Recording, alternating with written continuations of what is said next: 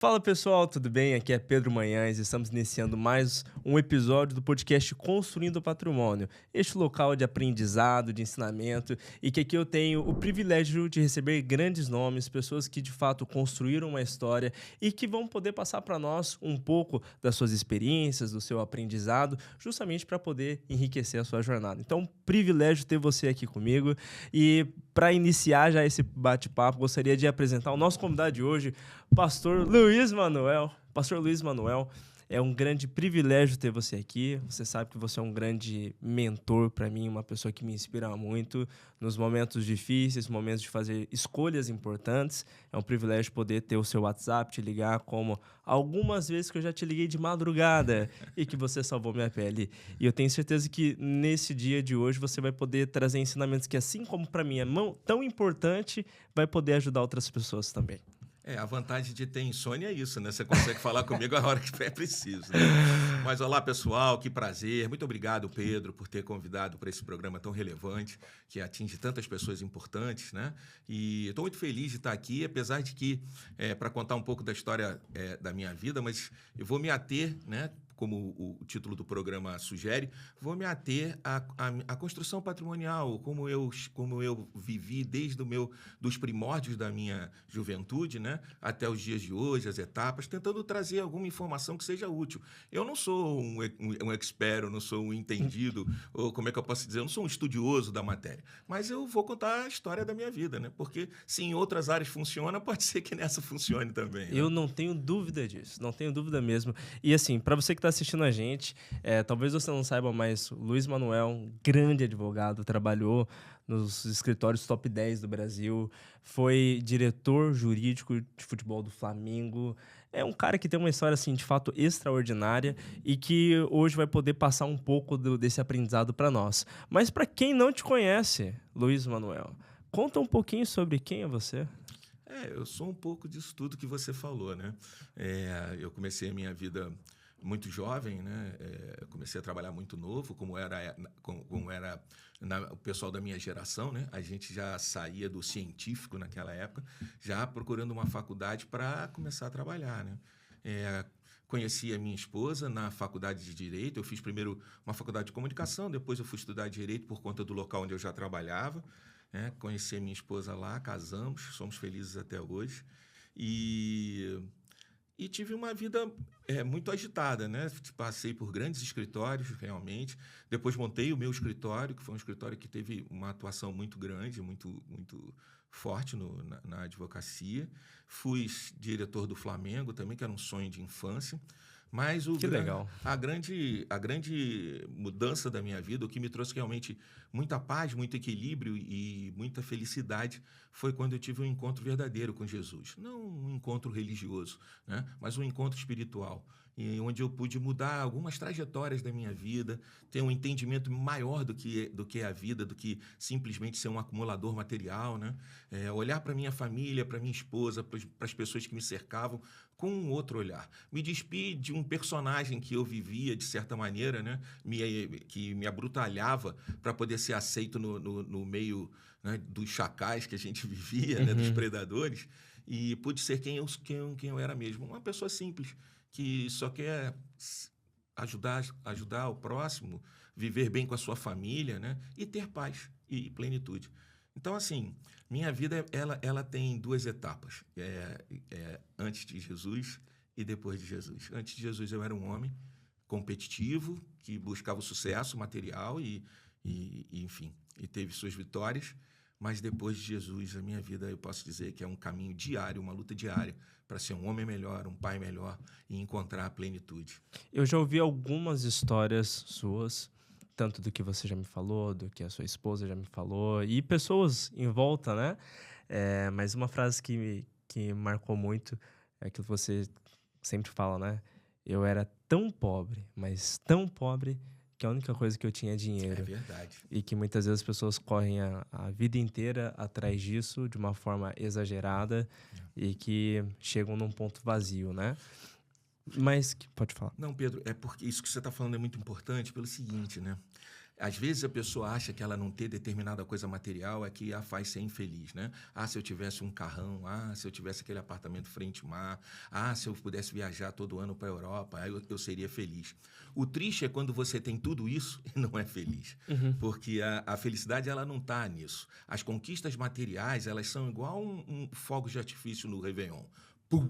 Aí estoura, lindo, né? Mas aí ele vai... Daqui a pouco ele não é mais nada. Aí você precisa do carro melhor, porque o cara tem um carro melhor. Agora eu preciso... Entende? Agora, quando você encontra o equilíbrio espiritual, isso traz todo um equilíbrio para a sua vida. E um propósito, né? E um propósito genuíno. Não um propósito que muitas vezes é agregado da vida de outros. É um propósito genuíno, daquilo que você dá conta, daquilo que te faz feliz e te propicia ser uma pessoa melhor. E ser uma pessoa melhor, meu Deus, tua qualidade de vida cresce muito, cresce muito. Não é fácil. Como eu sempre gosto de falar, ser feliz dá trabalho. Né? Ser feliz não é um passe de mágica, dá trabalho. Né?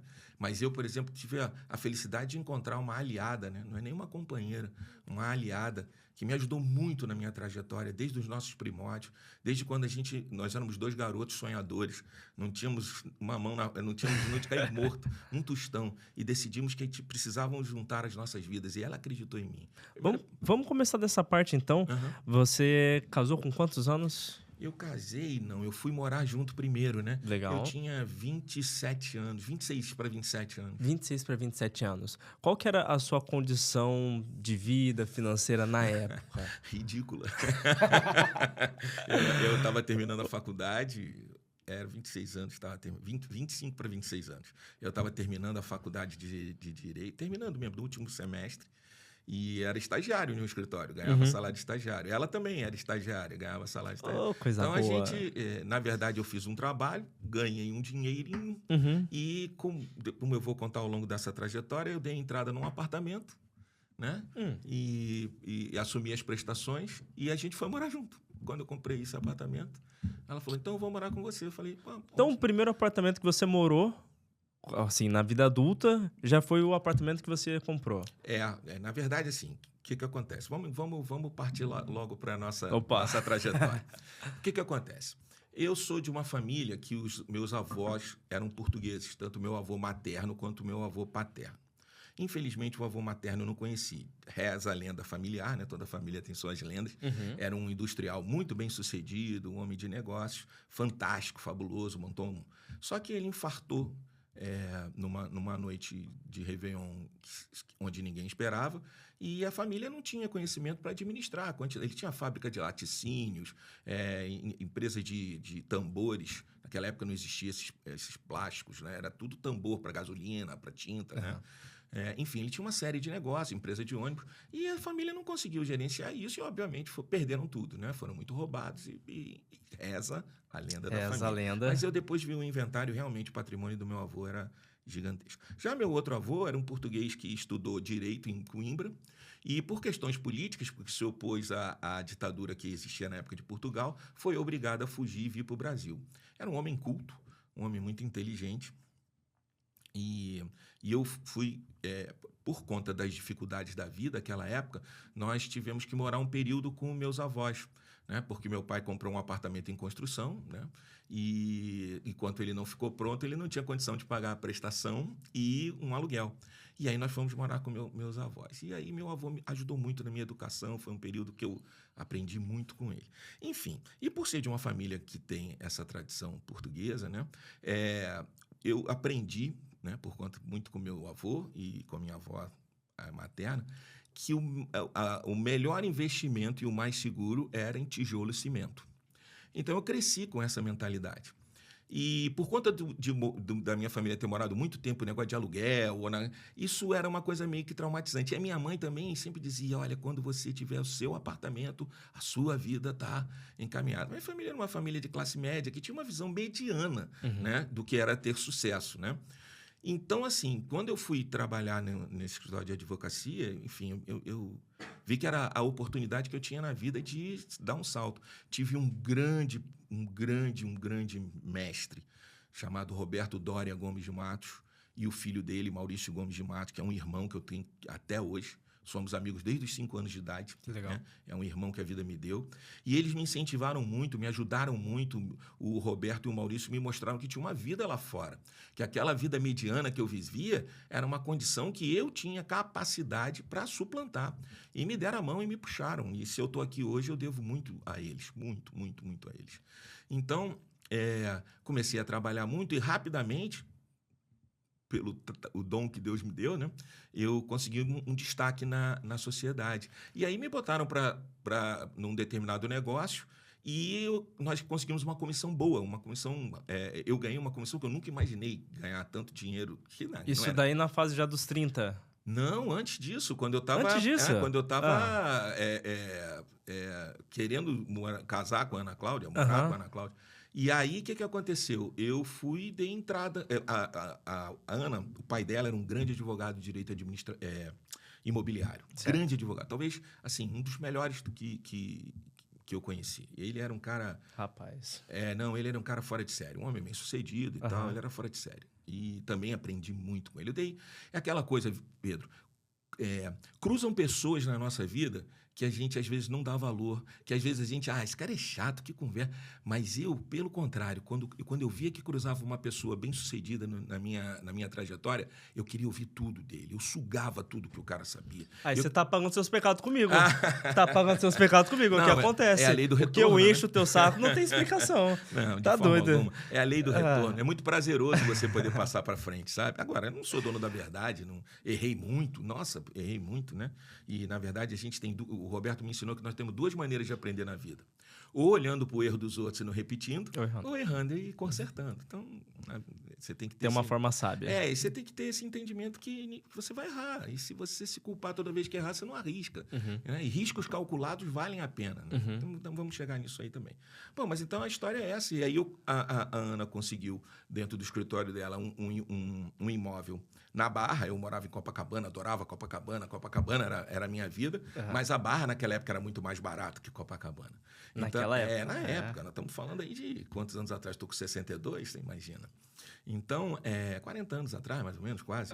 Enfim. Então, assim, a Barra ainda não tinha nem sinal nas ruas. Não tinha sinal, sério, não tinha. Então, nós conseguimos dar... O que eu ganhei, eu dei de sinal para uma pessoa que estava mudando para o Espírito Santo e assumi o financiamento dela. Para pagar aquele financiamento, só Jesus sabe o que foi. Né? Tem uma observação que eu quero fazer já, é que, assim, a minha geração olha para a sua... E fala assim, porque naquela época era muito mais fácil comprar. Porque naquela época os imóveis eram muito mais baratos. Porque naquela época era assim, era desse jeito. Só que, aquilo que você falou, o teu pai, para conseguir comprar um apartamento, ele teve que morar com o avô, isso com o filho. Sim, com 2 filhos. Com 2 filhos. Então ele teve e uma sogra. Ele levou a sogra. Rapaz, não, o teu avô era um anjo. Mas, então não era simples assim, não era fácil. Pedro, olha só, a vida nunca é fácil. Né? No Éden não foi fácil, né? Porque Adão acabou que queria uma coisa maior, a Eva queria uma coisa melhor. E nem tinha sogra. E nem tinha sogra, né? Pois é. Então, assim, a vida nunca foi fácil. Toda época é sua época. Fica imaginando o período das grandes guerras. Que loucura que foi o mundo, né? Você vê, na Revolução Industrial mesmo. A Revolução Industrial, ela trouxe uma soberba para o homem. Ela mudou a sociedade, porque até então a sociedade era agrícola. Então, as famílias tinham terras juntos. Era aquele mesão, o patriarca controlava a vida de todo mundo. Com a Revolução Industrial e as indústrias estando na cidade, as pessoas saíram do campo e foram para a cidade. Então, saía uma fração daquela família e aí sim se tornava uma nova família. Né? Então, assim, a vida nunca foi fácil. Tem seus momentos. A tecnologia, ela traz avanços e até mais facilidade. Né? Você não pode comparar um homem do século XIX com um homem da Idade Média. Jamais. Não jamais. Tem... Quantidade de informação disponível. Não pode comparar um homem agora do século XXI com um homem da época das grandes navegações. Enfim, é a vida. Né? Na minha época, o que existia? A gente não ganhava tanto dinheiro. Talvez, por exemplo, eu não ganhava dinheiro como eu ganho hoje. Mas, o que acontecia? A vida era mais barata. Era menos competitiva. Por quê? Por quê? Porque você tinha uma noção de consumo muito menor do que você tem hoje. sabe? As coisas eram mais... como é que eu vou te dizer? As coisas eram mais simples do que hoje. Não, a carga tributária era mais suportável do que hoje, sabe? Não existia uma corrida tão grande para você alcançar o sucesso material. Dava para você... E você vivia bem. Tanto é que no Brasil, na minha época, meu pai era classe média. E eu posso ser para você que a gente vivia bem. Uhum. Não faltava nada na nossa casa, ele tinha a casinha de campo dele, sabe? A gente estudava em colégio particular. Enfim, nós tínhamos uma vida que para ter hoje é cara. Uhum. O que para hoje é uma vida difícil, apertada. você tá entendendo? Sim. Então, assim, a gente morou de aluguel? Morou, mas a gente morava em bons apartamentos de aluguel. Uhum. Até porque era muita gente que morava. O teu pai já tinha essa visão de patrimônio? Não, meu pai era um homem que ele nunca teve visão comercial. Meu pai é um cara que tinha tudo para ficar rico, mas nunca acreditou que podia ficar rico. Entendeu? Olha. Ele era cirurgião bucomaxilofacial, só existiam 5 no Brasil. Meu Deus. E ele recebeu um convite para abrir uma clínica em Mato Grosso, em Goiás, né? Uhum. E que não tinha nenhum profissional que trabalhasse com isso, não só ali, mas dali até Manaus. Então ele seria... Mas aí ele falou... quem não tem a visão empreendedora só olha para as dificuldades. É verdade. Eu acho assim, você não pode ser um irresponsável, né? Você não pode fazer as coisas meramente pela sua vontade, mas se você fizer uma análise das questões, ainda mais hoje em dia, né? Você tem essa quantidade de informação, você tem que, às vezes, ser um pouco ousado. Tem a época para você ser ousado. Tem que ter coragem, né? A coragem, ela não pode ser... A coragem, ela é necessária até para você atravessar a rua, né? Tem duas coisas que eu sempre entendi como a verdade. Primeiro que tem horas que você precisa ser mais corajoso do que medroso, senão a sua vida não vai valer a pena, né? E que sem entusiasmo não se chupa um picolé, né? Isso falava Nelson Rodrigues. Então, você precisa ter entusiasmo, pô. Uma vida muito medrosa. Eu vivi numa casa de uma vida muito medrosa, de uma vida que era construída para ser medíocre. Não por defeito, mas por qualificação mesmo, entendeu? Por conceito. Muita defesa e pouco ataque. Entendeu? Você precisa do equilíbrio. Tem a hora para atacar e tem a hora para defender. E eu acredito que seja algo quase que natural. Às vezes você pega uma família onde uma pessoa foi empreendedora, teve sucesso, mas lá na frente...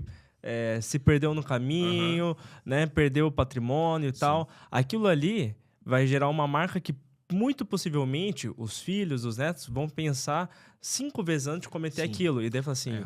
Então é algo muito cultural, é algo muito que eu vejo de experiências familiares, né? De pessoas que estão próximas que acaba moldando o comportamento. Mas... Em relação... Vamos lá. Você, então, comprou seu primeiro apartamento na casa ali dos 27 anos. 27, 26, 27 anos. Então, deixa eu te contar, então. Depois dessa experiência, nós lutamos muito, eu e a Ana, para irmos pagando essas prestações e tal. E eu, por volta dos 29 anos, eu consegui um upgrade no escritório. E eu comecei a trabalhar no escritório de São Paulo também. Né? Então, eu tinha semanas que eu ia segunda para São Paulo, voltava sexta. Era uma semana sim, uma semana não, uma semana sim, uma semana não. Isso me trouxe uma rentabilidade maior e perspectivas comerciais melhores. Porque no meu escritório, eu, por exemplo, quando eu fechei o meu contrato, eu não quis salário. Eu quis participação do que eu trouxesse, mas eu queria participação do que já tinha no escritório. Então, eu ganhei 30 anos de advocacia. Porque a advocacia que a gente fazia lá, não era uma advocacia que você chegava lá, prestava um serviço e pagava. Não, era uma advocacia de processo, né? E processos longos, extensos, né? Então, assim, com isso eu comecei a ter pagar bem a minha vida e ter uma sobra. E como eu tinha essa questão do tijolo e do cimento como o melhor investimento, eu vou tentar usar uma figura de linguagem aqui que você vai entender legal. Okay. Balneário e Praia Brava. Tá. Balneário foi crescendo, né? E Praia Brava era Praia Brava. No Rio de Janeiro, Barra da Tijuca e Recreio dos Bandeirantes. Né? E o meu sogro, né, olhava e dizia assim, o Recreio vai dar muito mais que a Barra. Né? E eu olhava para o Recreio, sabe, assim, não tinha nada. Né? E tinha um grande problema lá, que era uma contenda jurídica entre 2 grandes investidores. Um dizia que a terra era deles, o outro dizia... Então, eram escrituras que não eram muito seguras. Né? E com essa sobra, Eu não gostava muito de mercado financeiro porque eu não entendia nada e pouco entendo até hoje. Tenho uma dificuldade muito grande para mercado financeiro. Porque vem o CBBT do TTT, o tototó, né? Eu não entendo nada. É outro universo, né? É outro universo. E eu venho, né? Eu passei por vários planos econômicos nesse país, né? Então, assim... E aí eu comecei a comprar imóveis em construção baratos. O Recreio tinha muita coisa assim, né? Então, eu comecei a comprar apartamentos de 2 quartos, né? Dava o sinalzinho lá e ia pagando. Aí, ia juntando o dinheirinho, chegava, quitava. Aí, vendia aquele, comprava... E comprava 2, né? Pegava... Dava o sinal e ia pagando. Aí, quando ficava fome, vendia um, quitava o outro. E assim fui. Então, a sua visão era muito mais rentabilizar com a venda do que com o aluguel? Não, no início eu fiz isso para poder ter mais imóveis, porque eu sempre pensei na renda. Sabe? Sempre pensei na renda. Que foi uma coisa que me atrapalhou aqui em Balneário. Foi a visão, porque eu venho a Balneário há 25 anos. Então, eu fui fazendo esse processo. E aí, depois, no Rio de Janeiro, o imóvel comercial... ele era muito melhor do que o imóvel residencial. Por N aspectos. Os famosos galpões, né? Galpões, salas comerciais em prédios. Você entenda, não tinham tantos prédios comerciais de luxo como tem hoje. Né? Então, prédios comerciais luxuosos, bons endereços para empresas grandes. Né? Isso era muito rentável. E o contrato comercial, ele tem uma vantagem da denúncia vazia, né? Ou seja, o cara ficou inadimplente X tempo, você vai lá e retira. O residencial é muito mais complicado. Muito mais burocrático. Muito mais complicado de você conseguir um despejo e muito mais doloroso também, né? Por cima, o que você lembra de investimento residencial e investimento empresarial? O meu início foi de investimento residencial exclusivo, porque era mais barato. Conforme eu fui amealhando mais recursos, aí eu fui partindo para o comercial. Exclusivamente para o comercial. Fiquei com alguns apartamentinhos, porque estavam lá pela renda, mas cacifei mesmo no empresarial. No empresarial. E assim foi. Né? E assim foi, a coisa foi andando. Veio uma bolha no Rio de Janeiro, uma bolha que os imóveis decolaram de preço. Eu gosto de acompanhar... assim, ordem cronológica para justamente quem está assistindo, e principalmente para mim, entender um pouco desse avanço. Vamos lá, com 26, 27 você comprou seu primeiro apartamento. Depois com eu comecei 30 anos, o que você lembra? Segundo? Não, com 30 anos eu já estava com com imóveis em construção financiados. Entendi. Todo o dinheiro que eu tinha para aplicação, eu aplicava em imóvel.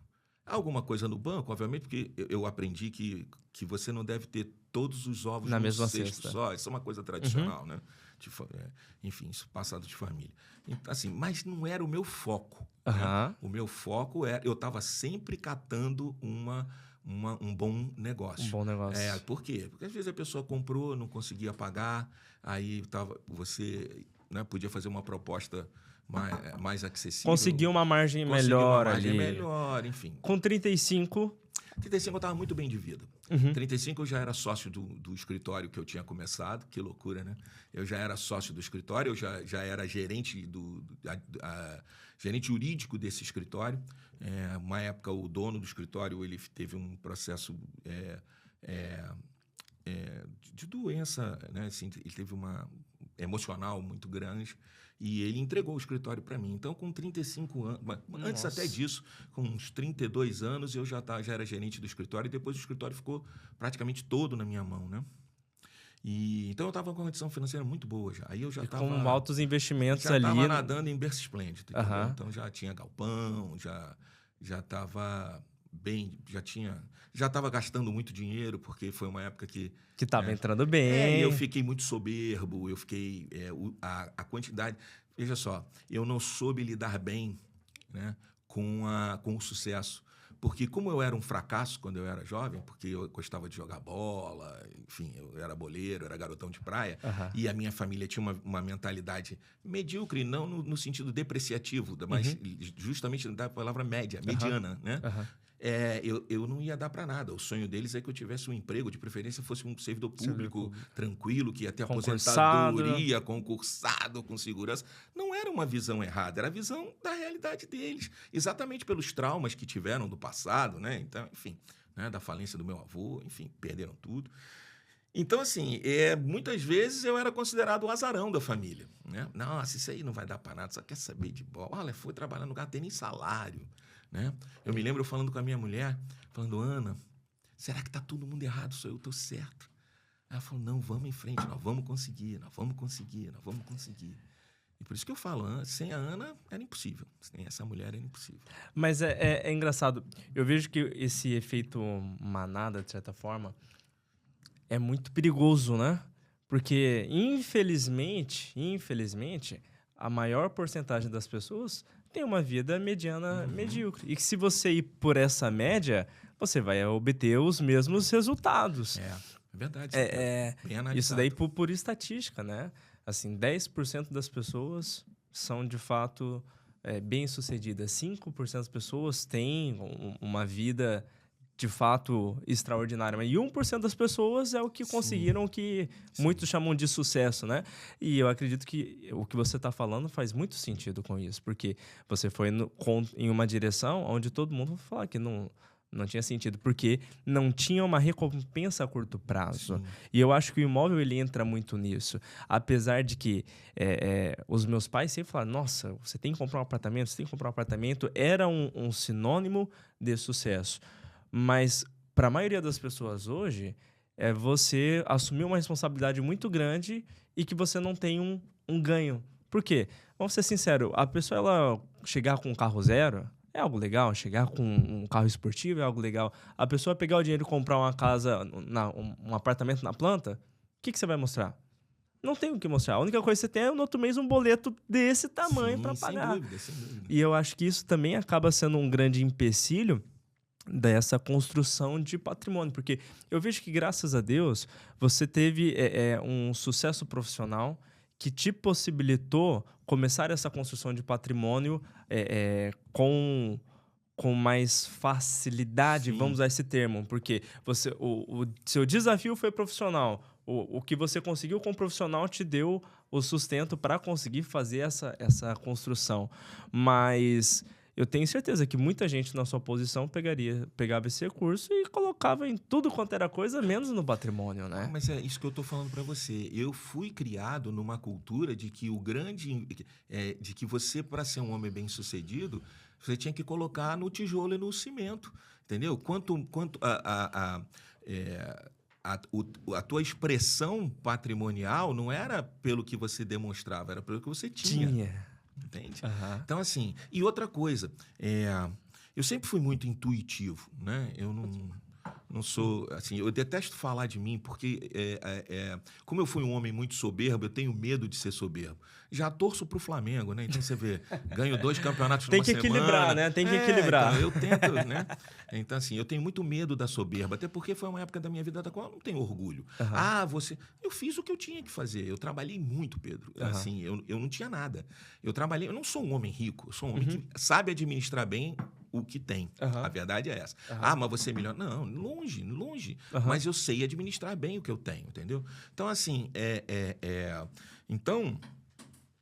eu não gosto muito de falar, mas eu fiz a minha parte, eu trabalhei muito, eu gastei muita vida no trabalho, porque eu sabia que eu só tinha aquilo para sair da mediocridade, sabe? Para sair de uma vida mediana, né? Enfim.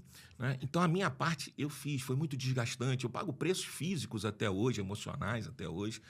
A minha sorte foi ter encontrado uma vida espiritual que contrabalançou tudo isso, me perdoou de um monte de coisas, de um monte de excessos e tal. E uma esposa sensacional. Não, e uma esposa que é um presente de Deus, né? Um anjo, né? Que Deus me deu. Brava pra caramba, briga muito comigo, mas é um presente de Deus, né? Eu falo brincando. Mas, enfim. Então, Pedro, essa trajetória, eu tô te falando o lado bom dela.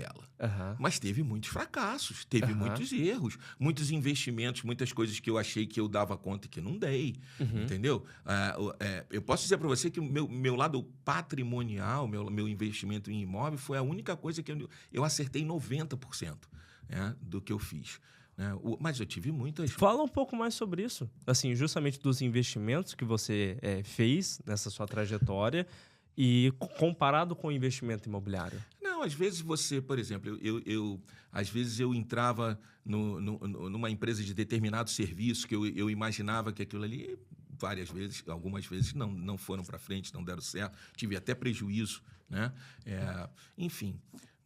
Mas enfim, a minha visão de quando eu tinha alguma coisa que efetivamente era um lucro era investir em patrimônio. Por quê? Porque eu já pensava lá na frente.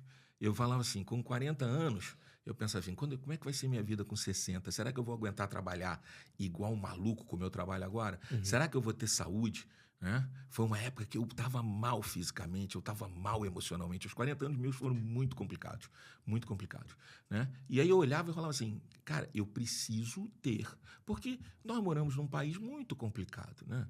Você vê, eu passei por vários planos econômicos. Eu sempre tive medo do mercado financeiro porque eu tinha traumas. Por exemplo, eu vim de um plano Collor, onde houve um confisco. Você imagina o que é você ter uma vida profissional liberal, você tem uma vida toda calcada num planejamento financeiro, onde você tem a tua reserva que vai cobrir aquilo que você está vivendo. E muitas vezes você faz um planejamento para aquele ano onde você vai usar a sua reserva. Né? Por exemplo, para isso, comprei um imóvel mais ousado do que eu devia. Tá bom, vou beliscar a reserva porque depois eu reforço ela de novo. Se você fazer um planejamento assim no Brasil, é muito complicado. A não ser que já você é seja... difícil quem tem a reserva, então, né? Pois é. Aí vem o plano Collor. Eu só fiquei com 50 mil liberado na minha conta. 50 mil liberado na conta da minha mulher. Como você faz? Como você faz? Profissional liberal, não tinha salário.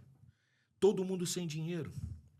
Enfim, foi uma época louca. Você já tinha empresa, né? Já tinha. E os funcionários? Você vai fazer o quê? Como é que fazia? Loucura total. E assim, plano Bresser, enfim, vários planos econômicos. O próprio plano real, no início foi bom, mas depois ficou complicado. Muitas mudanças aconteceram no judiciário, muitas restrições aconteceram no judiciário que te impediam de tirar processos mais rápido, com liminares, com em vias que eram mais efetivas e imediatistas, né? Então, eu passei por vários processos desses. E o INSS toda hora envolvido em escândalos, né? Toda hora você vendo... Não dá para confiar na aposentadoria. Não dá para confiar. Uhum. E o profissional liberal tem que preparar a sua aposentadoria. Não é porque você queira parar de trabalhar, é porque não dá mais. Por segurança. Veja, eu aos 62 anos, eu encontrei um propósito de vida onde eu jogo toda a minha energia. E é ali que eu quero jogar a minha energia. Eu não sou mais um predador, agora eu sou uma ovelha que quer ficar no seu aprisco lá, vivendo daquilo que está lá. Que construiu. Que construir, você está entendendo? Eu não tenho mais força de trabalho para entrar no mercado com um cara da tua idade. Não tem, mas o que te dá a condição de fazer o que você faz hoje é justamente o que você construiu lá atrás. Sim, então. Mas isso eu tive que pensar lá atrás, não dá mais para pensar agora. Entendeu? E o que você diria hoje para essa nova juventude, para a galera... Juventude, eu não digo 15, 16 anos, eu digo 25, 30 anos, que está começando uma vida profissional. Olha, eu acho o seguinte, todo momento da vida é difícil, é complicado, como eu já te falei. Hoje, existem possibilidades, por exemplo, na minha época você tinha a possibilidade de abrir um negócio e ficar rico com aquele negócio, porque ele era inovador, né? Hoje, dentro da tecnologia, você tem várias situações das quais você pode descobrir uma fórmula, né, e ganhar muito dinheiro. Tudo é transpiração e inspiração, sabe? Não adianta que nada cai do céu. Você tem que correr atrás dos seus sonhos. Se você tem um sonho, investe nele, acredita nele. E hoje para o jovem, ele tem uma capacidade de informação muito grande, onde diminui a margem de erro. Sabe? Uhum. Não adianta ficar reclamando em casa, não adianta ficar imaginando que a culpa é do país, a culpa é da política, a culpa é do meu pai, a culpa é da minha mãe. Não, toda a responsabilidade da nossa vida é nossa. Quanto mais cedo você entende que o responsável pela sua vida é você, mais fácil você tem de ser um homem bem-sucedido na vida. Show de bola. Esses investimentos que você começou a fazer lá atrás, o que você pode dizer da rentabilidade, do quanto valorizou, como que isso te ajudou a construir mais patrimônio? Sim, é isso que eu estou te falando. Uma das coisas que eu sempre falo para o meu filho, por exemplo, eu em Balneário Camboriú, eu frequento Balneário Camboriú há 25 anos. Primeira vez que eu vim a Balneário, eu estava num momento estava montando um escritório, estava com os projetos e não estava podendo gastar dinheiro, eu não podia mexer na minha reserva. E eu e a minha esposa, a gente sempre gostou de viajar. Era uma coisa que nós viajávamos no carnaval com os filhos, eles escolhiam para onde ir, nós fazíamos uma viagem internacional no primeiro semestre e vínhamos em uma nacional no segundo semestre. E a nacional começou a ser... Balneário. A primeira para Balneário eu estava muito duro. E aí ela arranjou uma excursão que, sei lá, saía R$100, mas era muito barato. Meu Deus. Mas era em julho. E vocês não têm... Talvez Frio. não saibam que 25 anos atrás, Balneário não era essa Balneário, né? Claro. Um frio danado, um vento danado, uma chuva, o comércio todo fechado por causa do vento. Enfim, fomos ao Beto Carreiro, era um pacote extraordinário. E nos apaixonamos, foi uma das melhores viagens nacionais que nós fizemos. E começamos a vir todo ano, e começamos a trazer a família. Houve uma identificação nossa com a cidade. E Balneário estava começando o crescimento... de edifícios, né? O imobiliário, né? O boom imobiliário. A construção civil estava iniciando. E eu, na hora, falei assim, vou comprar os apartamentos eram um preço ótimo na beira-mar. Tu lembra? Eu lembro assim, por exemplo, eu vi um apartamento que estava lançando, era 450 mil, há 20 e poucos anos atrás. E aí eu falei, vou comprar uns 3 apartamentos desse mas aqui. Esses 450 mil, com certeza, devia ser um frente-mar num baita de um prédio, né? Era aquele prédio em frente ao Marambaia, se eu não estou enganado, Pedro, porque naquela época eu não lembro mais. Né, que foi um ícone de Balneário por muitos anos, aquele então, prédio. Assim, eu tinha um corretor que vendia por esse preço. Se eu tiver errado, para pouca coisa. Por aí, 600 mil. Era uma coisa assim. Que não comprava nada no Rio de Janeiro que fosse grande, né? Aí eu falei para Ana, eu vou comprar uns 3 apartamentos desse aqui, dou um sinal, vou pagando. Tá maluco? Quando isso ficar pronto, quem vai administrar isso? Por quê? Porque a minha visão era de renda, não era de venda. Entende? Eu não olhava para o imóvel com quanto eu vou lucrar com esse imóvel. Olha quanto ele vai me dar de aluguel. Sabe? Essa limitação de visão foi o que me atrapalhou de investir. Porque o meu instinto dizia assim, Praia Brava tá ali do lado, cara. Vai ali, não tem... É o recreio. Lembra quando você ganhou dinheiro no recreio? Mas aí vinha aquela coisa. A gente vinha uma vez por ano aqui. Né? Aí vinha aquela coisa. Quem vai administrar esse imóvel? Eu não tive a visão, né? Por exemplo, é o que eu falo agora. Comprar um imóvel em Balneário Camboriú hoje para investimento é complicado, porque ele está no preço top. Sim. Apesar da gente estar vivendo agora um momento, pelo que eu estou vendo, de instabilidade de preços, né? Eu vi agora para um imóvel que eu tenho que toda hora me ligava um corretor, ele estava alugado. Você quer vender e com propostas muito interessantes, 3 vezes maior do que o que eu comprei. E eu não queria, porque não fazia... Né? Esse imóvel ficou vazio, aí eu falei, vou ver quanto eu vou conseguir, então vou botar ele aqui naquela proposta que os caras me fizeram. Não chegou mais. Não tive uma visita. Entendeu? Eu não tive uma visita.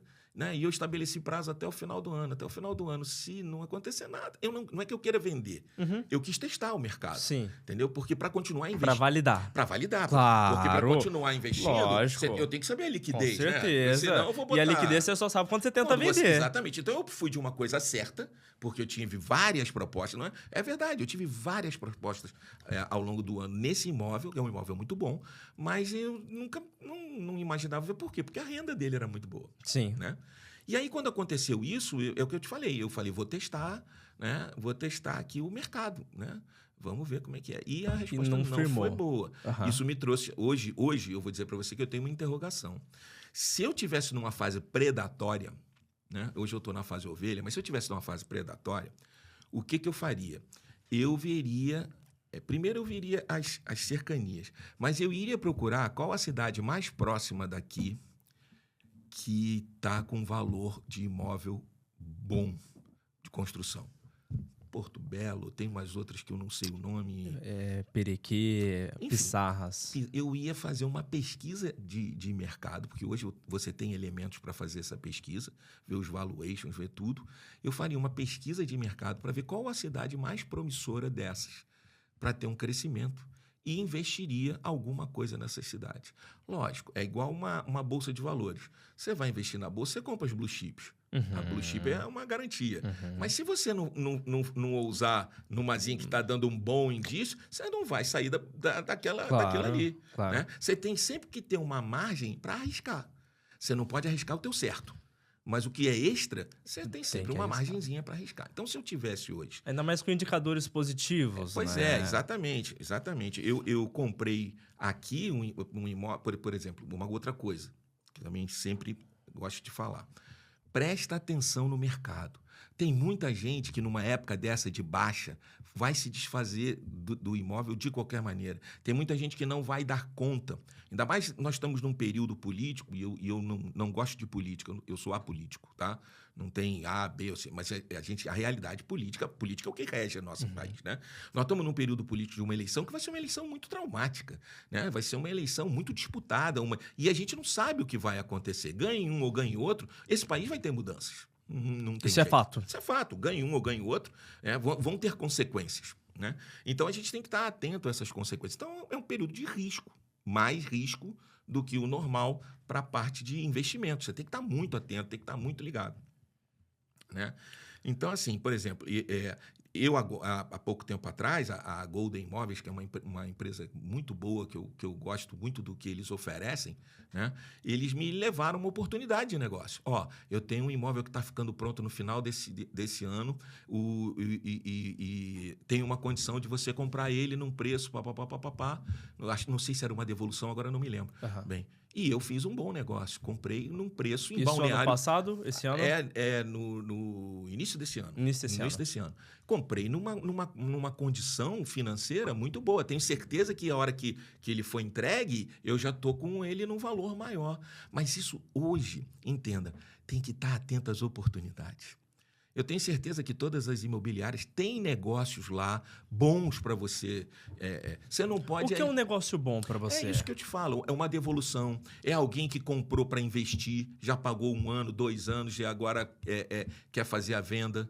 Entendeu? Então, ele vai vender por... Você tem uma capacidade de negociação com uma pessoa dessa muito grande, porque ele está vendendo lucro, na verdade. Ele está vendendo lucro.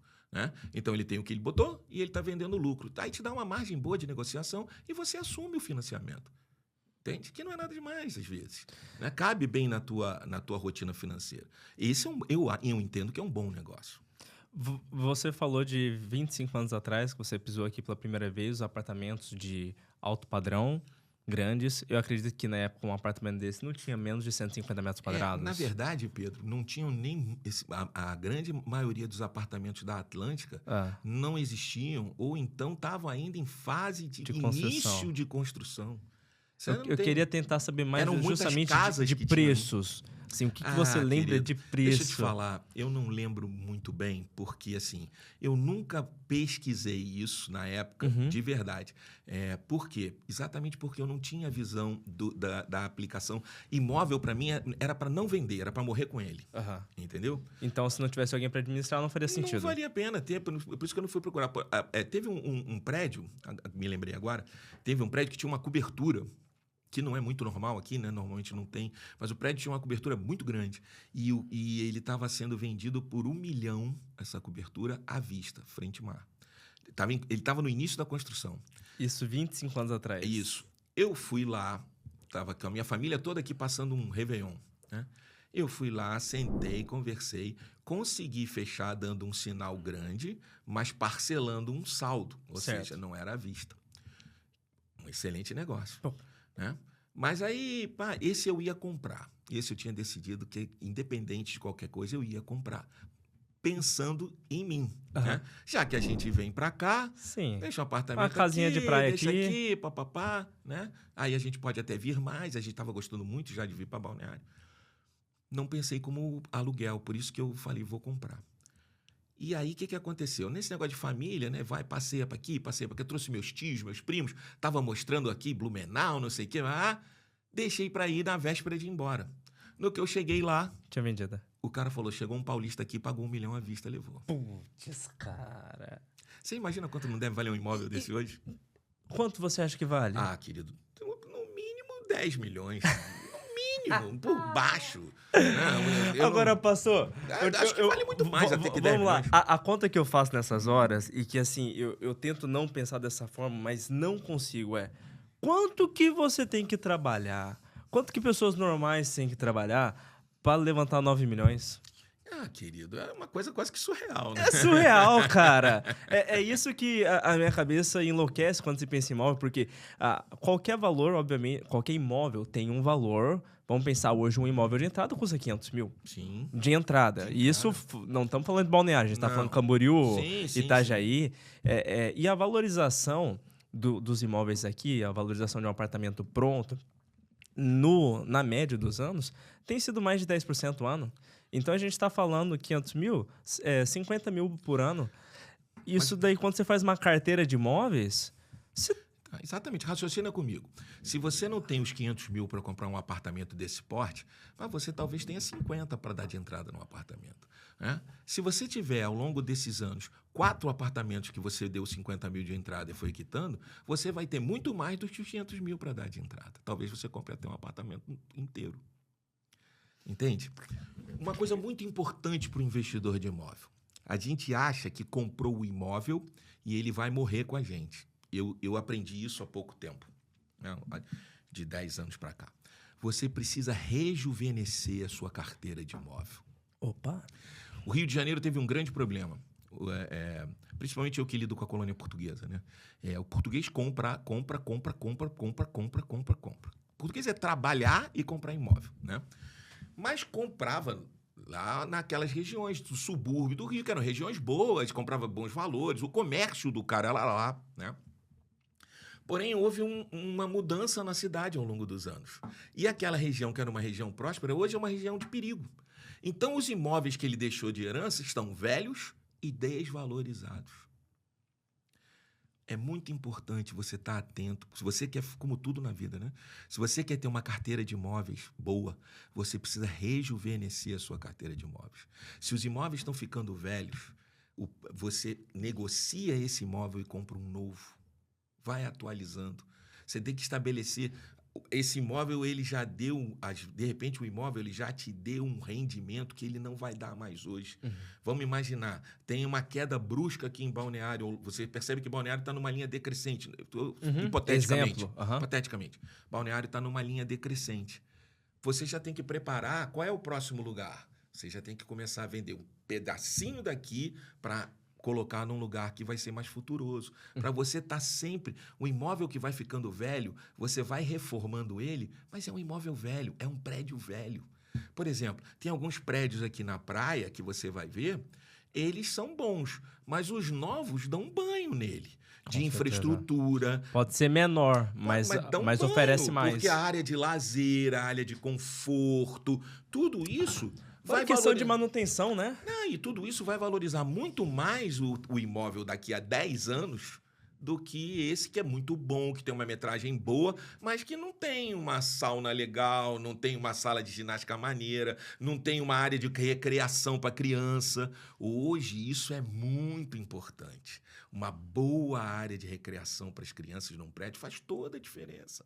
Uhum. Faz toda a diferença, entende? Então, são conceitos que você precisa, se você quer ser um investidor imobiliário, são conceitos que você precisa estar se atualizando o seu patrimônio. Legal. Às vezes é melhor vender um 4 quartos e comprar 4 de 2. Nessa parte de rentabilidade, o apartamento mais barato sempre vai rentabilizar muito mais, né? Sempre. Você tem um apartamento de 4 quartos, numa época do país, foi muito bom, porque a rentabilidade era muito boa. Como o país vai se portar depois da eleição do ano que vem? Você tá louco. Então, todo mundo baixando padrão? Então, de repente... Boa parte? Não é? Então, de repente, você ter 4 apartamentos de 2 quartos, a sazonalidade, a rotatividade dele, um Airbnb, é muito mais provável do que um 4 quartos. Você sabe. Enfim, isso tudo são tergiversações, né? é aquilo que eu digo, eu não sou um estudioso. São as sou suas curioso. percepções. É, a minha intuição, entendeu? Isso assim, a minha intuição fala isso. Agora, pode chegar um expert em mercado imobiliário e dizer, mas quanta burrice que esse cara falou, não é nada disso, papapá. Porque eu não, é o que eu volto a frisar. Eu tô falando para você o que eu fiz, né, o que deu certo para mim. Talvez eu pudesse fazer muito melhor e desse muito mais certo. Por exemplo, como eu estou te falando, eu não tinha visão de que imóvel era uma coisa que você deveria vender até, né? Que eu só via imóvel como aluguel e para você morrer com ele. Hoje eu vejo diferente. Hoje o imóvel, quando ele atinge uma rentabilidade, você deve queimar ele. Entende? E comprar outro.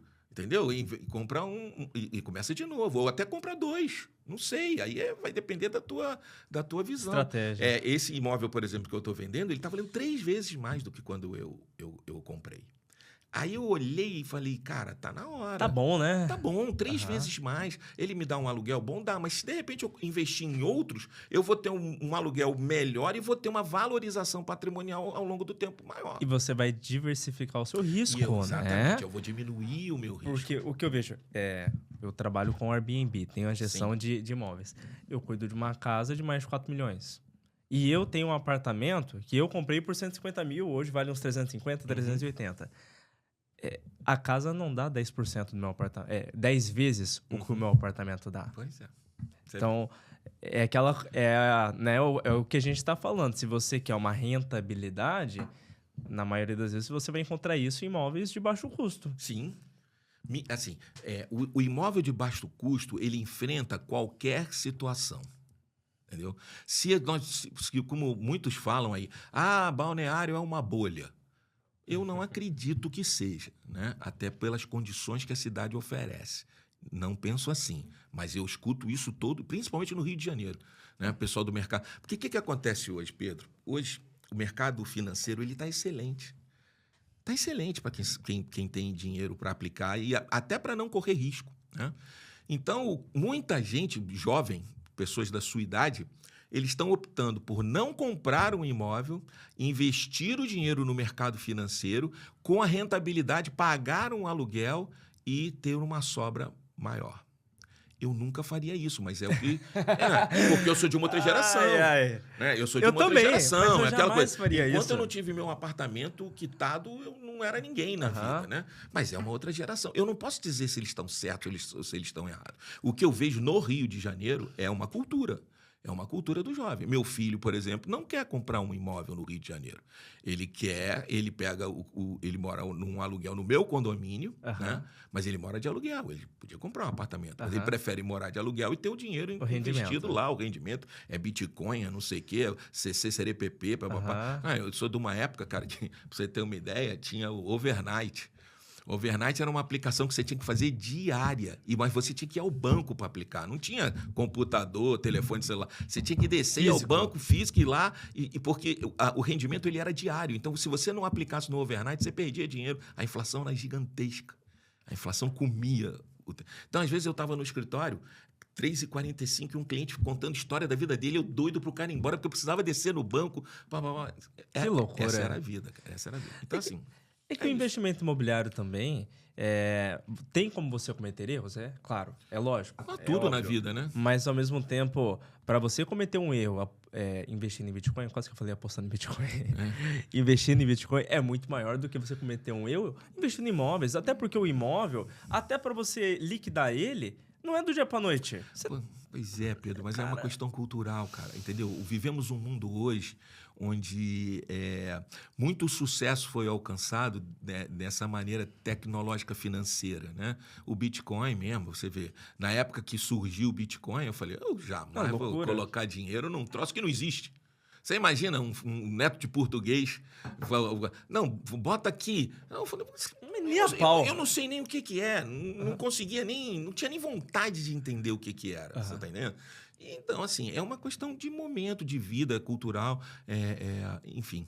E tudo tem a sua época, tudo tem, eu não vou dizer a moda, mas tem o conceito. Uhum. Eu percebo, pelo menos no Rio de Janeiro, né, aqui em Balneário, porque Balneário vive uma febre contínua imobiliária. Há um entendimento das pessoas daqui do valor do investimento imobiliário, muito diferente do Rio de Janeiro, que é uma cidade que está numa decrescente. Os imóveis hoje no Rio de Janeiro caíram de preço assim que você fica assustado. Quantos anos tem o Rio de Janeiro? Hã? Quantos anos tem a cidade do Rio de Janeiro? Pois é, e independente disso, Pedro, nós tivemos o grande problema da superviolência. O Rio, ele foi tomado pela milícia, pelo tráfico de drogas. Não há ordem. A ordem pública no Rio de Janeiro hoje, infelizmente, a ordem pública ela não consegue enfrentar de igual para igual, né? Precisaria de uma intervenção federal muito forte. E a gente vive um país complicado para coisas radicais, duras, enfrentamentos pesados, né? Aqui é difícil essas medidas. E eu acho, sinceramente, que o Rio de Janeiro, se não tiver uma medida dura, não vai mudar aquilo ali. E não mudando as favelas, as comunidades, o tráfico, ele invadiu, que muitos galpões foram perdidos. Existia um lugar no Rio de Janeiro chamado Mercado São Sebastião, que era um mercado só de produtores de galpão. Você tinha um galpão no Mercado São Sebastião, você era um homem rico. Meu sogro sempre falava isso. E ele foi invadido, as pessoas perderam tudo, venderam, saíram, vendendo por qualquer coisa, porque o tráfico invadiu, tomou. Isso foi de uma hora para outra ou foi algo... Cara, ele teve um processo, melhorou, porque nós tivemos uma bolha imobiliária, nossa, ficou muito bom.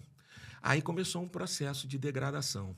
E ele veio, e assim, a gente não... Acho que, na verdade, nós acreditávamos que a qualquer momento isso seria revertido. Uhum. Até que chegou um ponto que se olhou e disse, sinceramente, não sei como reverter sempre pode, né? Sempre pode. Né? Eu dou sempre o exemplo do Flamengo.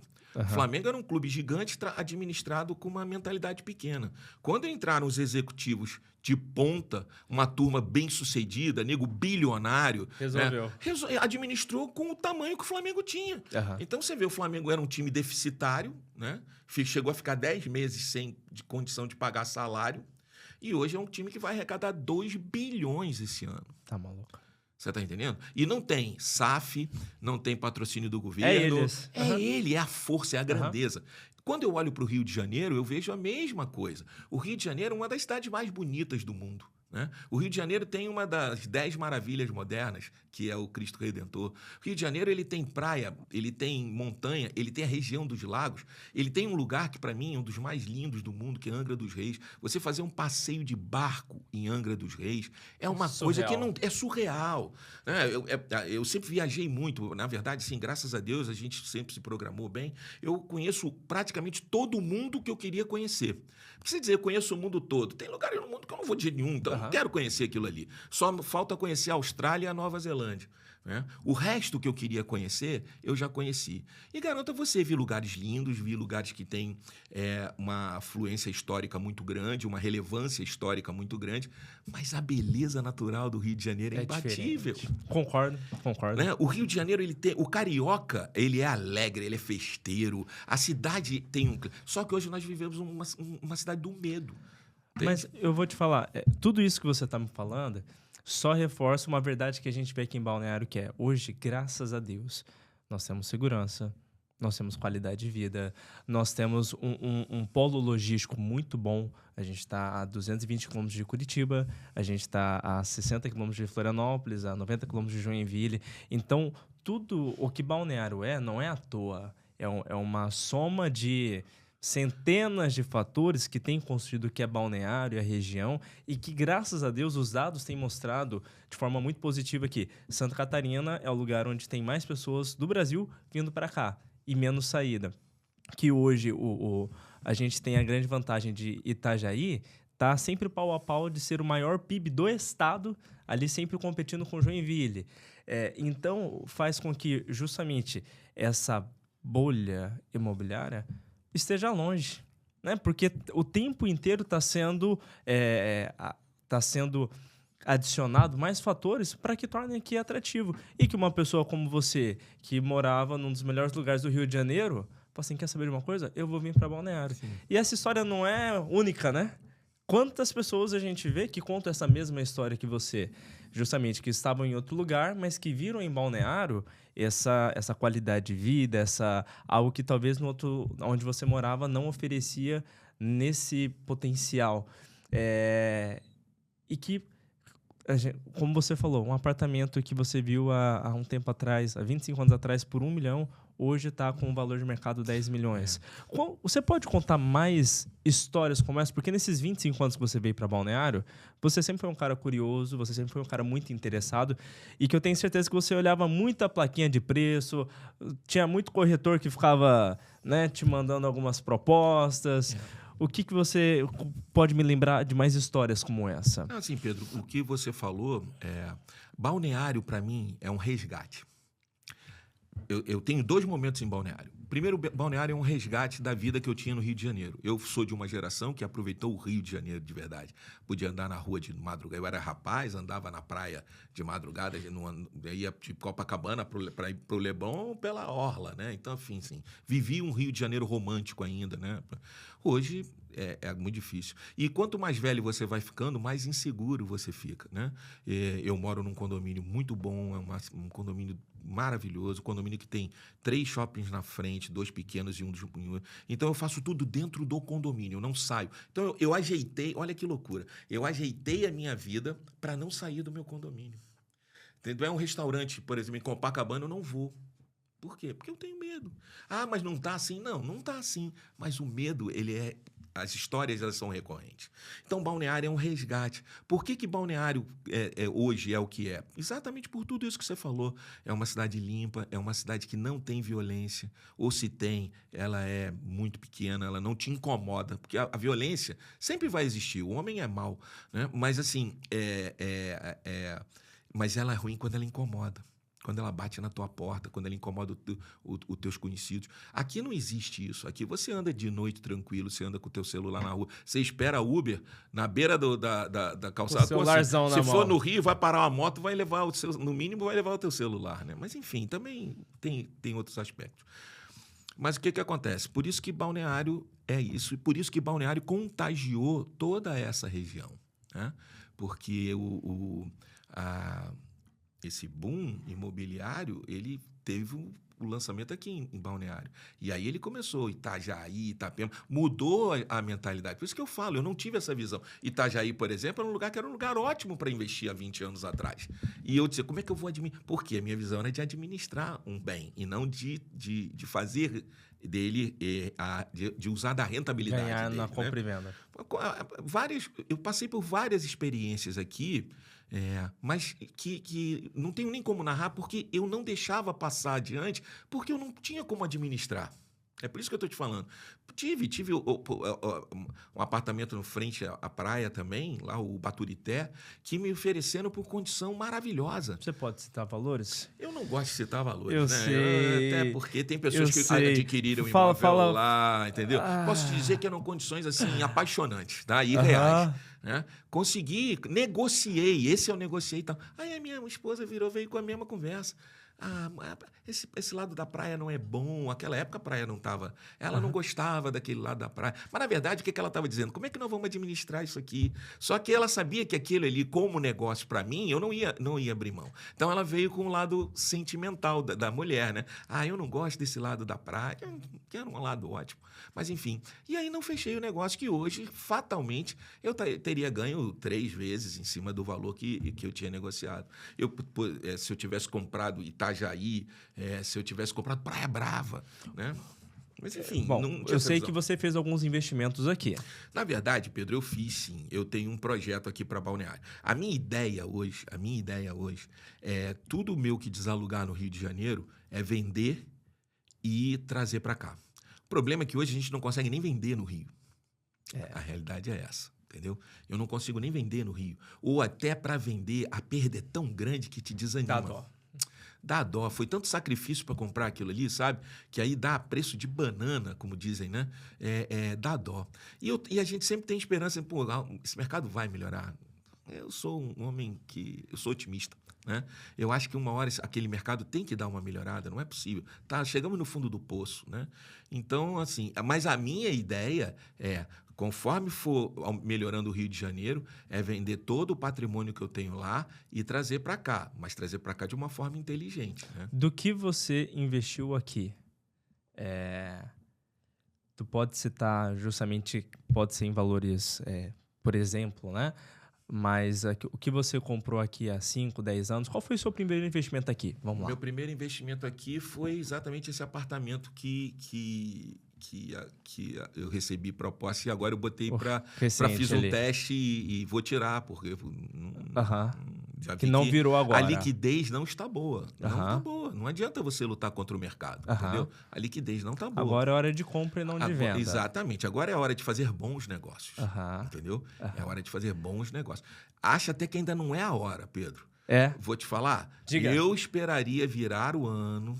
Eu esperaria passar a temporada, porque ainda um imóvel aqui, você ainda em Airbnb, você sabe disso, o faturamento é muito alto, né? Ainda tem o boom do verão, da temporada. Eu deixaria passar a temporada, chegar um pouquinho lá para a fase de abril, maio, que é onde as pessoas vão estar já numa situação, a gente vai ter uma má noção da situação política, do quadro político, enfim. Eu acho que lá para abril, maio é um bom momento de você fazer uma pesquisa, porque muita gente vai estar precisando. Eu já vou querer voltar nesse ponto, porque eu estou olhando algumas coisinhas para entrar, então eu já vou aproveitar que é bom falar com gente bem-sucedida na vida. Com certeza, por isso que eu estou aqui, rapaz. Mas, do que você investiu aqui, você falou desse exemplo que valorizou 3 vezes o que você investiu e de um valor considerável. Sim. O que mais que você teve de investimentos aqui? Assim, isso foi um caso isolado? Não. Eu comprei alguns imóveis ali na Praia Brava. Alguns não. Eu comprei 2 apartamentos na Praia Brava também que triplicaram de valor. Em quanto tempo? Cara... 5 anos? Talvez que loucura, até um pouco menos do que isso. Porque aquele negócio foi a sorte, né? Rapaz. Eu comprei antes do boom. Um pouquinho antes do boom. Eu tinha uma corretora que é uma pessoa maravilhosa, que sempre me ajudou, sempre trouxe bons negócios. Eu aqui, muitas vezes, não aproveitei por razões que eu já falei aqui. Muito boa, Leila. Ela sempre me trouxe bons negócios. Ela é uma águia, aquela menina. É fantástica. Então, eu comprei algumas coisas com ela. Na verdade, eu tenho... Se eu posso falar, eu tenho 7 imóveis em Balneário Camboriú. Eu quero ter 10. Eu tenho 7. Né? Então, assim... Então, eu posso dizer para você que eu dobrei o meu patrimônio em alguns e tripliquei em muitos. Entendeu? A nível patrimonial, não a nível de resultado financeiro. Porque, por exemplo, eu tenho um imóvel agora que o valor de mercado dele é 3 vezes maior, mas não vende. Sim, no momento. Imóvel tem uma coisa muito interessante, né? Ele vale aquilo, mas não tem mercado. No momento, né? Porque então, é aquilo que você falou. Quantas vezes ofereceram aquele valor para você? Pois mas aí é que eu te falo. Para você ser um investidor de imóvel, você não pode depender da liquidez do imóvel. Nunca, se você disser assim, jamais. Eu tenho esse apartamento, a hora que eu precisar de dinheiro, eu vendo. Não. Cara, aí esquece isso. É reserva, né? Exatamente. Isso é reserva. É reserva. E assim, como eu tô te falando, o meu projeto com imóveis era chegar aos 62 anos e ter uma renda que me permite levar uma vida... confortável. Não no padrão que se eu tivesse águia no mercado, óbvio, né? Sim. Mas me permite levar uma vida boa, uma vida que é confortável. Ter essa vida maluca de ser pastor em Balneário Camboriú e morar no Rio de Janeiro, né? Quer dizer, um desafio diário, né? Um desafio que a gente... Tem dias que eu acordo, eu não sei se eu tô no Rio, se eu tô em Balneário. Outro dia eu bati com a cara na parede de madrugada, porque eu acordei, achei que estava no Rio, estava aqui em Balneário, o banheiro é para um lado, o outro... Eu falei, caraca, eu estava noutra casa, entendeu? Mas assim, o que nós temos vivido no nosso ministério, esse final de semana nós tivemos uma revisão de vidas, que foi uma coisa... Foi o melhor final de semana desse ano. Sabendo. Foi o melhor final de semana desse ano. E então, o que nós temos vivido no ministério... Hoje a gente pode viver Rio Balneário nessa ponte aérea por tudo que eu plantei lá atrás, que nos dá uma segurança de ter um rendimento que dá para a gente usar de uma semana aqui, 15 dias aqui, 20 dias aqui. Que te proporciona essa qualidade de vida. Essa qualidade de vida. Eu sou muito sincero, eu não tenho essa coisa, eu não sou um homem rico. Eu sou um homem que vive bem com aquilo que plantou. Construiu. Exatamente. Agora, eu não posso comprar um Sena Tower. Né? Eu não tenho condição de comprar um frente mar agora de 12 milhões. Os preços que estão pedindo é uma coisa assustadora. Até os aluguéis no frente mar estão uma coisa assustadora. Mas, enfim. Mas é o mercado, é o mercado. Para trás está dando uma recuada, mas para frente ainda tem É porque, historicamente, eu estou aqui em Balneário há 18 anos. Quando eu cheguei aqui, meus pais alugaram uma casa na quadra da Brasil. Ficava a 50 metros da quadra da Brasil. Era a segunda rua ali, a Mingote Serafim. Tem a rua que você sai da Atlântica, logo em seguida é a Mingote Serafim. Era uma casa grande, com sala de estar, sala de TV, sala de jantar. Aquelas casas antigas, né? Que aqui em Balneário hoje não existe mais. Casa de 2 pisos, garagem, quintal, toda aquela coisa. Eles pagavam R$1.100 de aluguel. Pois é. R$1.100 de aluguel. Na época, os valores sempre foram altos para comprar. Mas eu lembro na época, por exemplo, que um apartamento no Belas Artes custava 300 mil. Meu Deus do céu. Então, assim, hoje, um aluguel no Belas Artes deve estar uns 7, 9, dependendo. Isso, 7 mil, um apartamento 2 quartos. Um 3 quartos deve estar abrindo uns 10. O aluguel. O valor de venda, quando eles anunciam como oportunidade, está 2.200.000. Então, assim, é nesse ponto que daí hoje eu vejo um grande desperdício, muitas vezes, de quem... Eu acho muito legal o investimento, né, financeiro. Obviamente, você tem potenciais de ganho estratosféricos e você pode fazer coisas incríveis, criptomoeda. Mas pode perder coisas incríveis também. Mas pode perder tudo que construíam, né? Eu, como advogado, Pedro, digo para você o seguinte. Eu vi muita gente perder fortunas na Bolsa de Valores. Muito dinheiro na Bolsa de Valores. Pessoas próximas, entendeu? Nunca fui adepto da Bolsa de Valor, assim, não adepto. Nunca cacifei forte. Lógico que você tem que ter alguma coisa, né? Você não pode desprezar uma... Mas, assim, eu já perdi mais do que eu ganhei na Bolsa. Essa história é frequente, né? Eu já perdi. Agora, você conhece muitas pessoas que perderam dinheiro no mercado imobiliário? Mercado imobiliário, assim, tudo é uma questão de mentalidade, né? Às vezes o mercado, por exemplo, no meu caso, que comprei pensando em rentabilidade. Às vezes os aluguéis estão melhores, às vezes eles estão piores, mas o imóvel ele está sempre valorizando, né? Ele está sempre... Aquilo ali, mesmo que eu viva um momento no Rio de Janeiro agora, onde eles tiveram uma depreciação, mas pode ser que daqui a pouco eles voltem ao patamar normal. Mas o imóvel, ele sempre está te dando, entendeu? Ou ele está te dando financeiramente no aluguel, ou ele é a imobilização, o teu capital imobilizado. Aconteça o que acontecer, o teu imóvel ninguém mexe. Tenha uma crise no país, mas o imóvel, ele é seu, ninguém vai mexer nisso. Não tem como confiscar o teu imóvel, a não ser que entre uma revolução, mas o Brasil não é dado à revolução, né? Se tivesse que ter uma revolução, já teria tido há muitos anos, né? De verdade, não golpes, mas revolução, né? Então, assim, o teu imóvel é um patrimônio que ninguém vai mexer. Aconteça o que acontecer, faça chuva. Quando tá bom, é ótimo. Quando tá ruim, é seu. Anotem. Então, assim, como todo sistema financeiro, ele é oscilante, ele é vacilante. Você achar que você vai... se você for um baita especulador imobiliário, vai ter horas que você vai estar no alto, vai ter horas que você vai estar na baixa, né? Hoje, é o que eu sempre falo, hoje, se eu fosse predador, eu não teria 7 imóveis em Balneário, eu teria 20. 70. Entendeu? Eu teria 20. Por quê? Porque eu teria uma outra visão, entendeu? Uma outra disponibilidade. Quanto mais o tempo vai passando, mais difícil é ter perda. Na sua idade, perder é ruim, mas você tem muitos anos para recuperar. Na minha idade, eu tenho 62 anos. Na minha idade, a perda agora, para eu recuperar, o preço de saúde que eu tenho que pagar não vale a pena. Muitas vezes. Vamos lá. Você falou já que os imóveis no Rio de Janeiro tiveram uma depreciação agora. Sim, grande. Grande. Mas isso comparado ao valor que você investiu para ter eles? Não, claro, de maneira nenhuma. De maneira nenhuma. Porque é isso que eu estou te explicando. O Rio passou por uma bolha. Nessa bolha, as coisas ganharam um valor muito grande. E eu tinha um histórico já, né? Eu tenho um bom patrimônio. Então, o que acontece? Mesmo com a perda, mesmo com o estado atual do Rio, a minha perda patrimonial é muito pequena.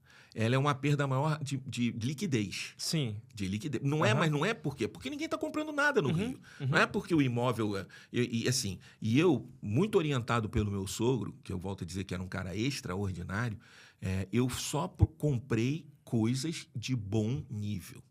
Porque eu sabia que para aluguel, principalmente na parte comercial, era melhor ter uma sala ou um grupo num Forte endereço do que ter 10 salinhas no subúrbio, entendeu? Mas você vê, por exemplo, a salinha no subúrbio agora não vale nada, nada, foi tomado, não vale nada, nada, entendeu? Porque todo dia tem tiroteio na rua, pá.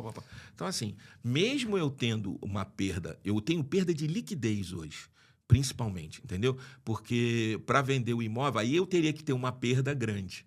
Mas, assim, por exemplo, a nível de aluguel, não é Balneário Camboriú, mas ainda dá, entendeu? Ainda dá um aluguel legal, ainda Agora, mercado é mercado, né, Pedro? E que essa depreciação, ela não chega nem perto a comparar o valor do investimento, ou seja... Deixa eu te falar, quer fazer uma comparação? Por favor. Na época de um plano econômico, a perda financeira que você tem, às vezes, sempre é muito maior do que a perda patrimonial. Entendeu? Por exemplo, na época do plano Collor, vamos jogar aqui A maioria das pessoas nem conhece isso. Mas na época do plano Collor, onde houve um confisco de dinheiro, de investimentos financeiros, o imóvel era o imóvel. Pronto. Dentro de pouco tempo, o imóvel, a melhor frase é essa, o imóvel ele tem uma capacidade de recuperação na crise muito maior do que o dinheiro. Pronto, é isso.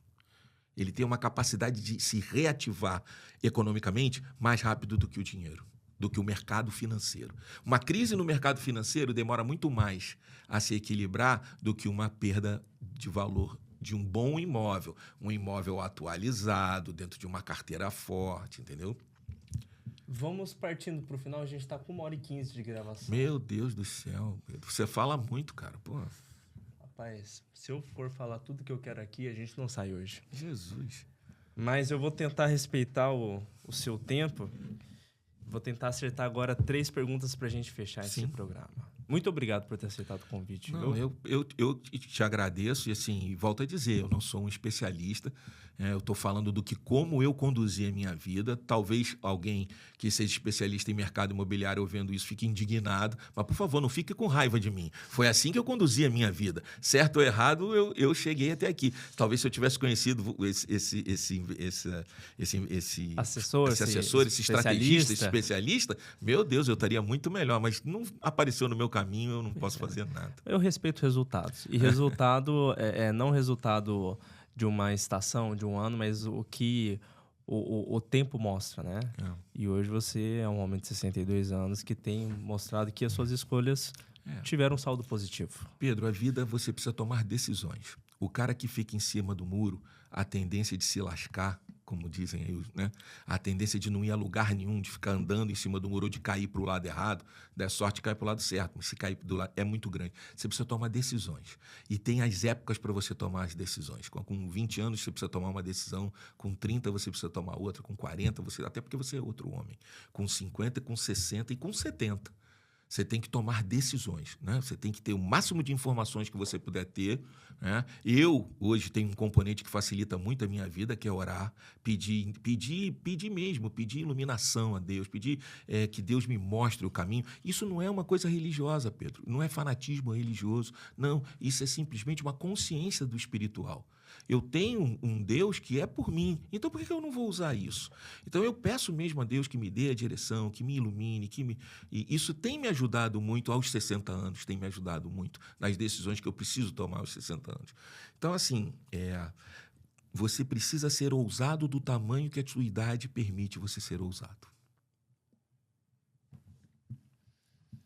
Não sei nem o que falar depois disso. Luiz Manuel, para a gente entrar nas perguntas finais. O que você diria hoje para quem ainda não tem patrimônio, para quem está começando de fato uma vida profissional, que talvez aí ganha 3, 4 salários mínimos, e que talvez não entenda a importância de comprar o seu primeiro apartamento? Qual que seria hoje o seu conselho para essa pessoa?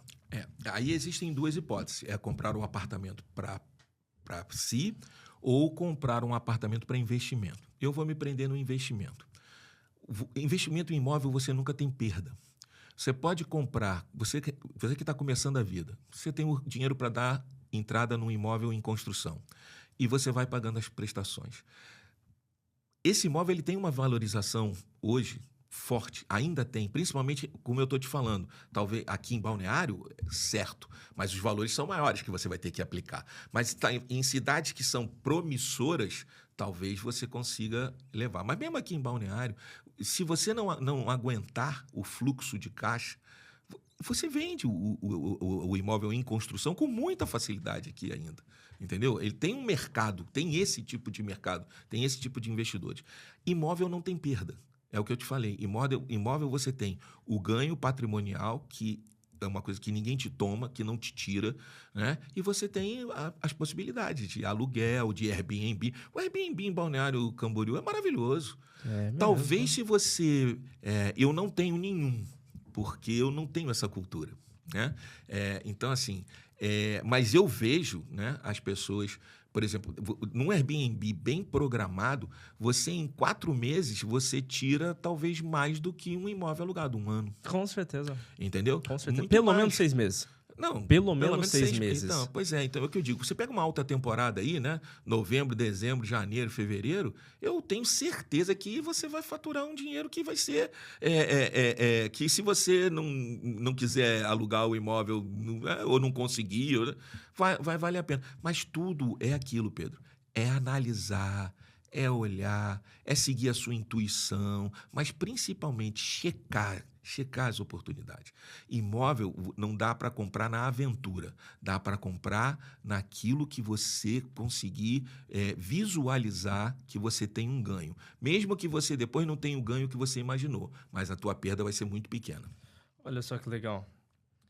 Isso aqui é o painel do Airbnb do apartamento do meu pai. A gente comprou em abril de 2022. Abril de 2022, com a ideia do Airbnb fazer o pagamento das parcelas. Por quê? Porque já era um apartamento que a parcela de financiamento era uma parcela alta.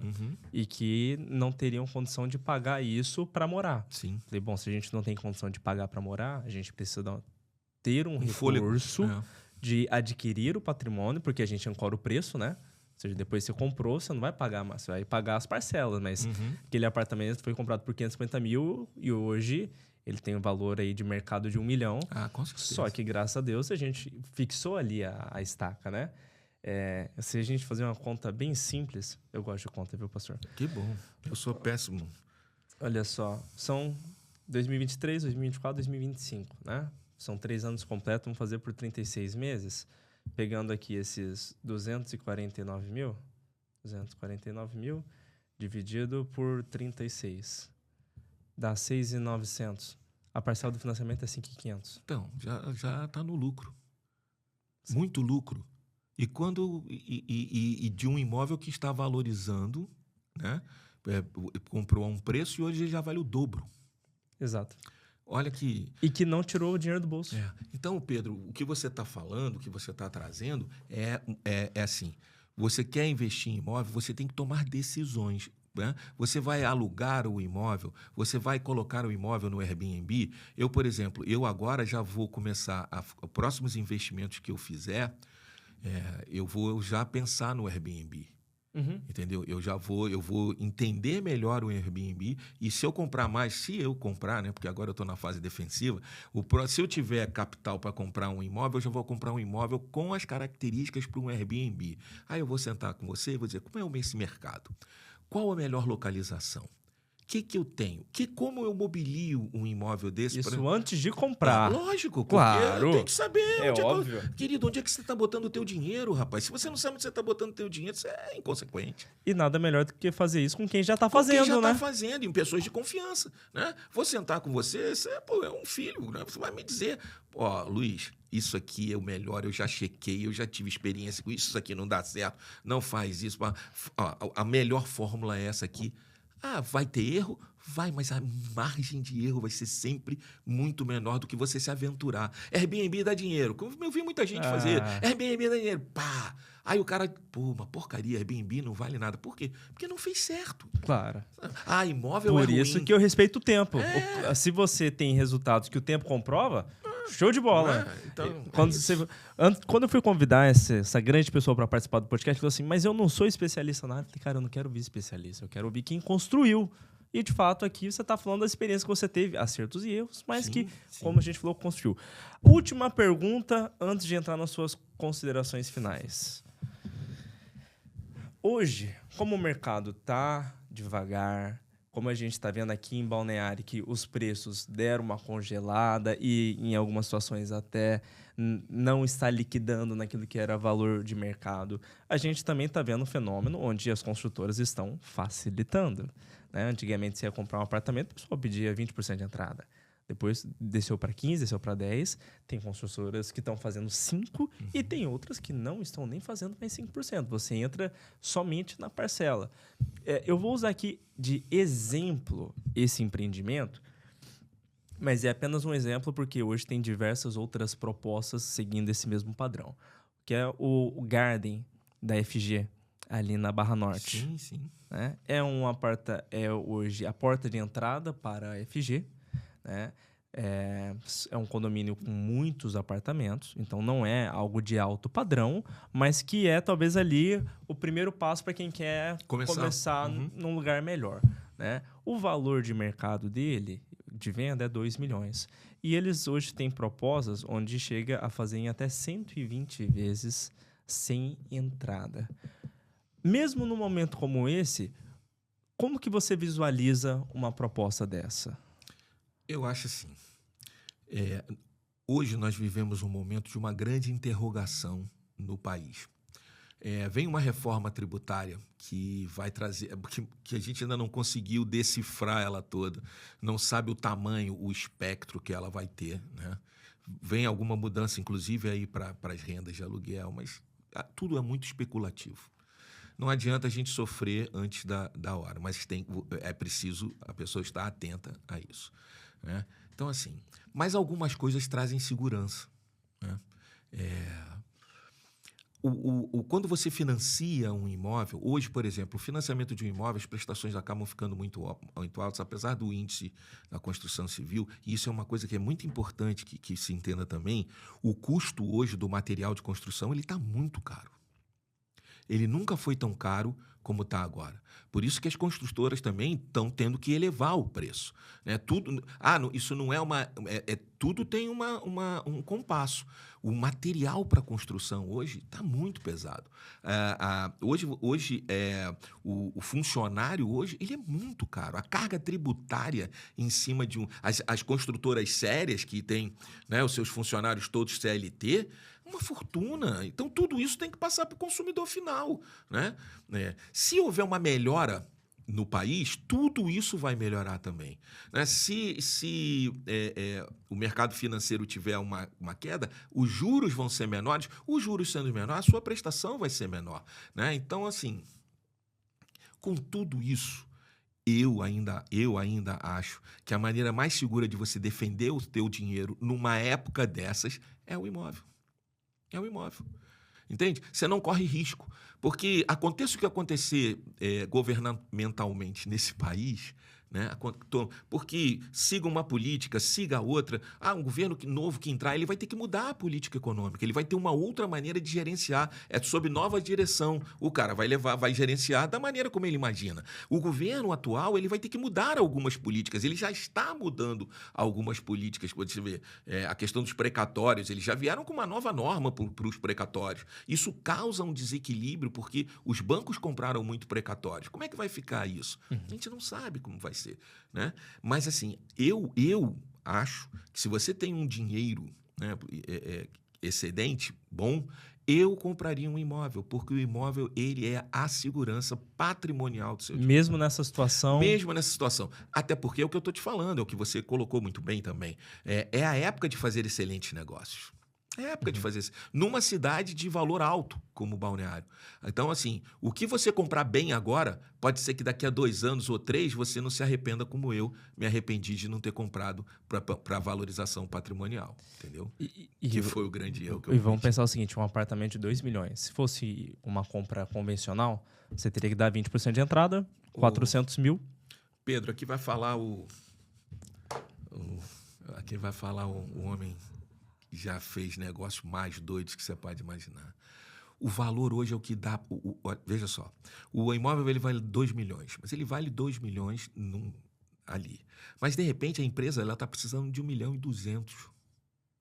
Você pode comprar esse imóvel, de repente, por 1,6 milhão, dando 1,2 milhão e financiando 400, pagando da maneira como você sugerir. Hoje, o mercado ele é o que você pode oferecer para ele. Hoje é a época das propostas absurdas. Eu comprei a minha casa no Rio de Janeiro, eu moro numa casa... Você teve lá, uma casa extraordinária, né? Com certeza. Eu comprei a minha casa numa proposta absurda. Absurda. Por quê? Porque era o momento. Quase uma ofensa, né? Não, assim, tanto que a minha esposa, que é especialista em direito imobiliário, tem uma administradora gigante no Rio, ela falou para mim, eu tenho vergonha de entregar um negócio desse. Eu falei, eu não tenho vergonha. Eu já tenho não, o máximo que pode acontecer é o cara dizer, sinto muito, obrigado e tal. E o cara topou. Claro, teve uma preparação, ele viu quem eu era, enfim. Mas, enfim, falando a letra fria do negócio, chegou a hora das propostas absurdas. Porque a possibilidade de você ter um sim nunca é tão grande como numa época de crise. Às vezes, a construtora ela está precisando ter um fluxo de caixa.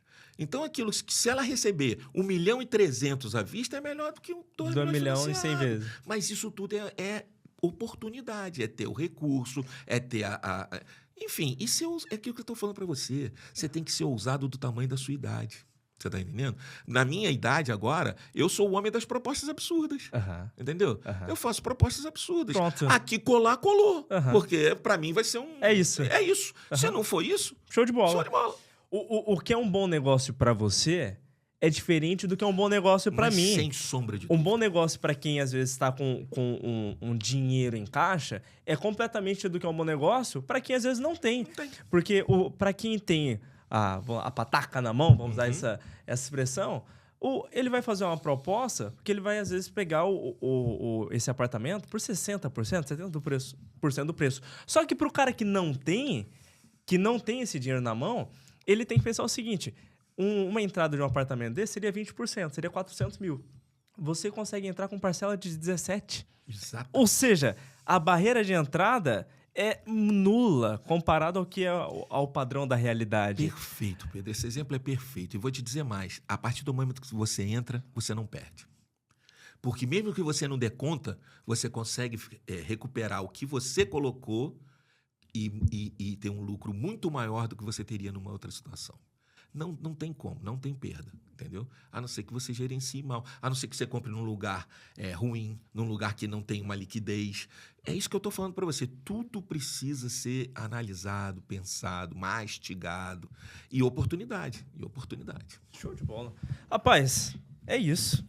Que podcast. Grande, né? Meu Deus do céu. Eu tô doido, rapaz. Vou comprar 10 apartamentos hoje. 2 essa semana e... 3 meses que vem. Cara, que legal. Eu tô muito feliz. Muito feliz mesmo. Obrigado. E assim, eu tenho certeza que isso vai ajudar muito a quem for assistir esse episódio, mas para mim já foi algo extraordinário. Então, Pastor Luiz Manuel, traga as considerações finais. Pode deixar a mensagem que você tiver no seu coração nesse momento. Pode falar para aquela câmera ali, para quem estiver te assistindo agora.